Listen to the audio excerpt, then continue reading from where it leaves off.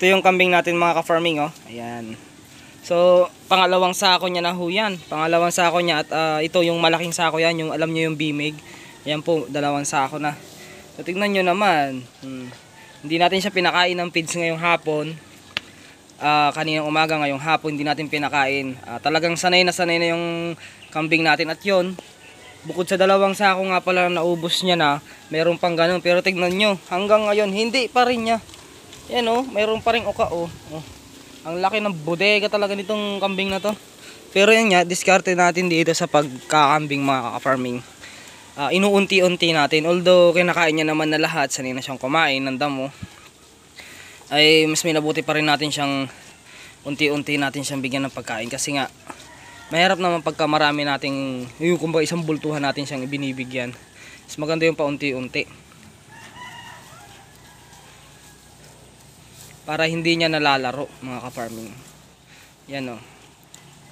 Walang nasasayang na gaano, hindi gaanong nasasayang yung damo natin kasi kinakain niya.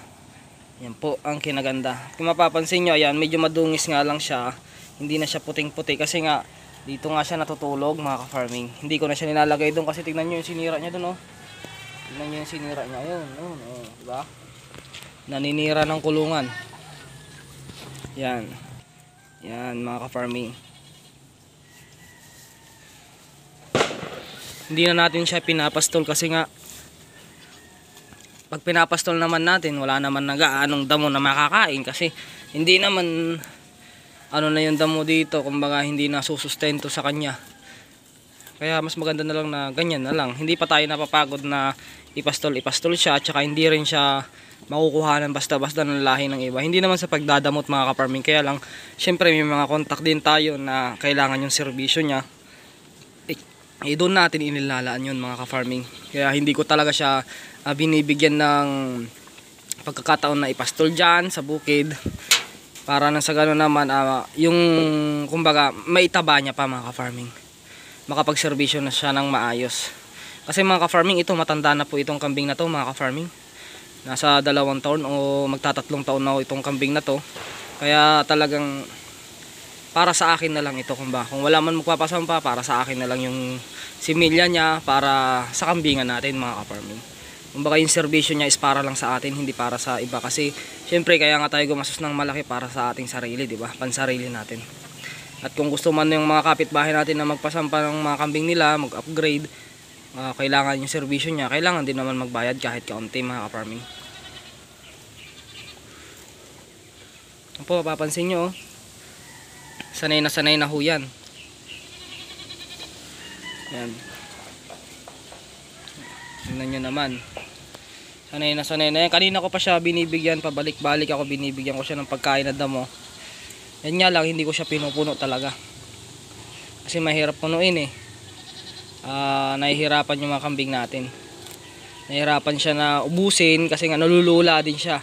Kasi sa dami pa naman ng pagkain na pagpipilian, di ba? Masasayang lang. Parang tao din naman, tayo din naman mga tao pagka maraming nakalapag sa pagkainan natin, sa lamesa natin, malilito rin tayo kung anong kakainin natin. Kaya maganda pa unti-unti lang.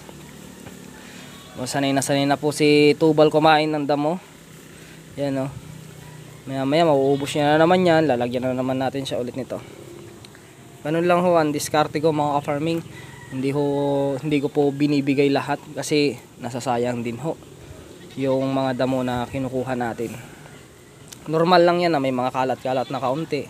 Pero all goods pa rin yan mga ka-farming.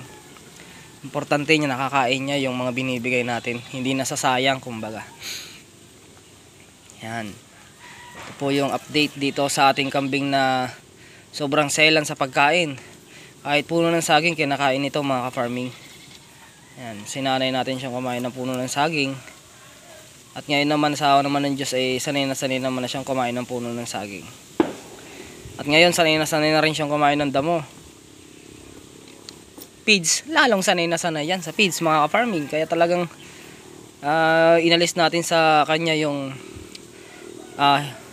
selan niya sa pagkain ng damo. Kasi ito talaga, kinakain talaga nito, ipil-ipil, ano pa ba, yung maramais na pier, yan naman kinakain nito yung talagang pang farm talaga Hindi naman natin makikita yun dito basta-basta. Maraming ipil-ipil dito, maraming madre cacao din dito, kaya lang mahirap na magpakain sa panahon ngayong summer, kasi ngayong panahong summer ay napakaraming uod, napakaraming kumbaga sa Ilocano ay samrid. So yun yung makakain niya, na dapat na hindi niya makakain yung mga ganong kuod, kasi talagang masisira yun siya ng kambing natin, yung pa yung ikamatay niya mga ka-farming, at yun din ang yung ika-bloated niya. Kaya hindi natin pinapakain basta-basta. Mas maganda na yung ganitong damo mga ka-farming. Talagang safe na safe siya dito.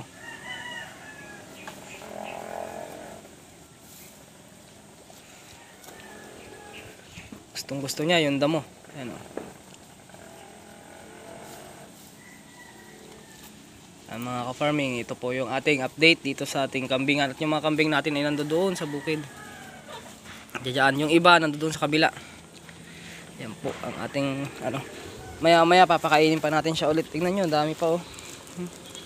Dami pa, ang ganda. Papaubos natin yan, tingnan nyo, lapad na oh. Pero kulang pa rin yan. Ubusin mo na yan. May tubig din siya dito para pag nauwaw siya, diretso na lang siya inom. Yan po yung update dito sa ating kambingan. Update lang ulit dito sa ating bulugan mga ka-farming. Mabuhay tayong lahat at Happy New Year po sa lahat ng mga magkakambing.